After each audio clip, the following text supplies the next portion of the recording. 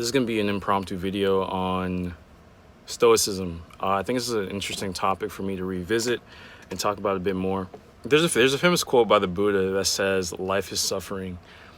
And when I first heard this quote, I was like, that seems kind of negative. That seems pretty Debbie Downer-ish. But the more I looked into it, the more I understood that, hey, chaos is all around us. Like, illness, misery, malice, destruction, war, like that's all around us. And it's part of not only the human condition, but it's also part of nature itself.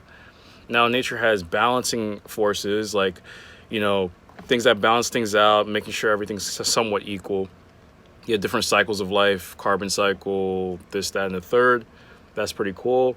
This animal eats this animal, and that animal eats that animal, that ate that animal, food chain, things like that. But overall, there's a degree of chaos and destruction in life. And chaos and destruction is kind of guaranteed to happen to everybody. And the only thing we can control really is our mindset and our reaction to the chaos and the destruction. We can control our actions as well, but where do actions stem from? They come from mindset, right? So if you know that chaos is a natural part of life and disorder is natural, in order to bring order to balance that chaos and disorder, you need to watch your mindset and watch how you react to certain events. No matter how negative they are, you need to watch your interpretation of those events.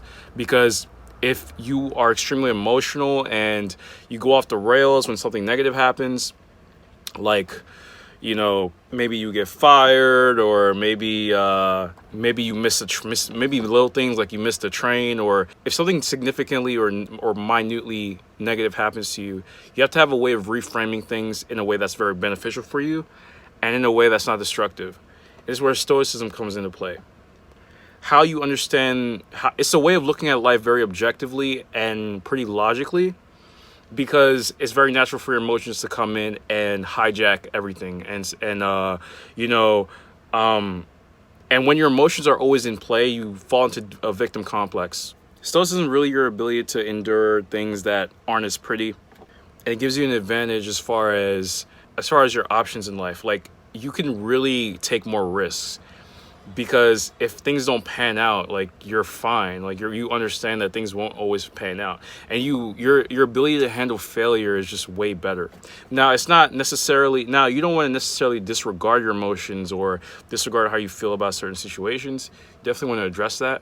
But in that current time, if you feel something, if things aren't going as planned, if things kind of suck, how can you think of yourself, how can I reframe this in a way that's beneficial for me, in a way that helps me move forward, in a way that won't stop me from achieving what I originally wanted to achieve? Your mindset really correlates to your quality of life, because almost everything you see, feel, touch, everything like around you first gets filtered through the brain, and it comes through the brain first. Like, you don't interpret any lights, colors, sounds, anything without the brain. So if your mindset, if your brain is the physical, manifestation of the mind, then your mind has to be your servant. It has to follow you. It has to follow your principles. And a principle that you can apply to your life consistently in order to have happiness is stoicism. Interpreting pain in a way that's objective and in a way that can benefit you rather than hurt you. Because wallowing in pity and sadness all the time, although it's very good to release emotions from time to time, when you constantly do that, you're really reinforcing a victim complex. You're really reinforcing a degree of lack of strength. Because if adversity comes at you and then you flinch, or you're like, like you're shaky with adversity. If you're shaky with that adversity, there may be deeper adversity later on that you don't even know about. So through time as you practice stoicism, it's like you get calluses pretty much. Like, in the weight room, or anybody that does anything with their hands, they get calluses on their hands. It's basically skin that hardens due to touching rough surfaces or things like that. And it's kind of like a protection layer.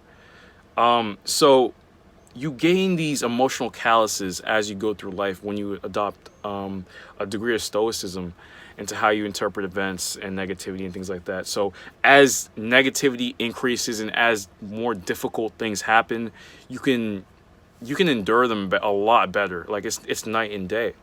That's why you notice people that are older, maybe they go through pain and hardship, they can interpret it better because they've had events that happened, and to a degree they were able to go through those lesser those previous events that help harden them emotionally a bit, so that when the more difficult events happen, they're able to, deal with it. So guys, if you like this video, hit the like button, subscribe, comment below, and let me know your thoughts about how you interpret difficulty in your life, because again, it's just a natural part of all of this. It's gonna happen. It's pretty much guaranteed. So that's the end of this video. Got my shirt on. You already know what it is. Have a good one. Peace.